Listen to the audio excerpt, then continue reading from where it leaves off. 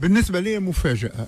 بالنسبة لي فما طرح جديد في المملكة المغربية، مش معناها سلبي، أما الساحة الاستراتيجية، معنى السياسية الاستراتيجية تحولت، فهمت؟ تحولت، وخيارات المملكة المغربية مشات في اتجاه جديد، فهمت؟ هذا المفاجأة، هذه المفاجأة. بقى ما نعتقدش أن كل شيء معناه يائس، ماناشي ماشيين في زقاق استراتيجي. بالنسبة لي التاريخ مفتوح، وبالنسبة لي المغرب الكبير مفتوح، واللي لعب بالنار، فهمت، أحرق المنطقة. لأن في الأصل علاش المغرب قلب الآية؟ لأنه في حالة حرب منذ 45 سنة، وجرب في الحرب السلاح والرصاص، وجرب المفاوضة، وجرب معناها الوقت، الزمن، معناها أعطى وقت للزمن. واليوم 45 سنة وإحنا في الحرب هذايا. وماذا وقع في العالم بصفة عامة وفي المنطقة بصفة خاصة؟ دفع المغرب إلى الإسراع في قرار مفاجئ. أنا هو الإسراع. إذا كان ضمن مع إدارة ترامب اللي هي زائلة بعد شهر، معناها باش تكون خرجت من الساحة، إذا كان أكد مع إدارة ترامب مغربية الصحراء من طرف دولة عندها حق الفيتو في مجلس الأمن، فإن زوال الرئيس ما يهمش. اللي يهم هو استقرار ذلك الاعتراف بأن الأرض مغربية، سند للمملكة المغربية في حقها الشرعي لوحدة ترابها ولسلامة السيادة متاعها في الدولة كما كانت قبل الاستعمار، مش كما أصبحت بعد الاستعمار. يعني الملك محمد السادس كزعيم عربي وصفته رئيس لجنة القدس باسم منظمة التعاون الإسلامي.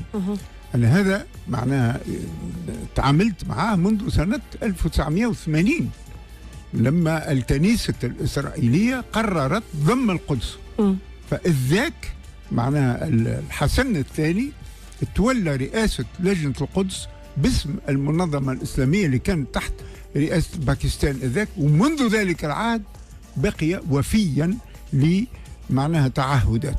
اعتقادي وأن محمد السادس خذا قرار جريء اللي ما كانش منتظر منه كمحمد السادس، لكن بوه الحسن الثاني رمى معناها صلات مع إسرائيل في حربه مع الصحراء. معناها المخابرات الإسرائيلية ساعدته في مواجهة حرب الصحراء، وهذا أمر تاريخي. واليوم معناها إسرائيل ما طبعش معها من أجل إسرائيل، طبع معها من أجل الحرب. يعني إذا نحطوا القرار هذايا في منطق الحرب على الانفصال اللي قرروه مش صحراويين، قررته الجزائر. طبعا معناها الساحة معناها تتسع إلى ما أبعد من الصحراء الغربية، تتسع إلى صراع بين المملكة المغربية والجزائر.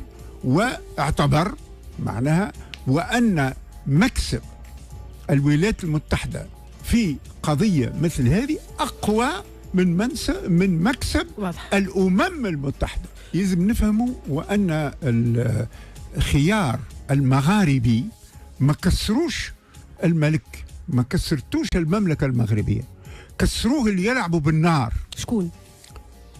شكون شهر الحرب على المغرب؟ مع الجزائر. يعني النظام العسكري الجزائري شكون منع الجزائر وحط لها ثقة في الركاب واستعادت السيادة متاعها؟ جيرانها المغرب وتونس. فهمت؟ لكن الانقلاب متاع الجزائر على تونس وعلى المغرب اللي احنا افتكوا منا مئات الكيلومترات من الصحراء، فهمت، اللي رضخ لها حبيب بورقيبه، حسن الثاني ما رضخش، وحقه انه ما يرضخش، شهروا عليه الحرب. واللي اليوم الحرب قائمه، والحرب ماهوش هو وحده معناها شادت فيها، احنا تونس كذلك ضحينا بالصحراء، والهجوم الوحيد اللي نزل علينا بعد الاستعمار هو العدوان على دفسة. يعني حرب ضد تونس وحرب ضد المغرب معنا من طرف النظام العسكري الجزائري. لكن النظام العسكري الجزائري الكلنا نعانيه منه بما فيه الجزائريين، هما اللي حطموه، النظام هذا يتحطم.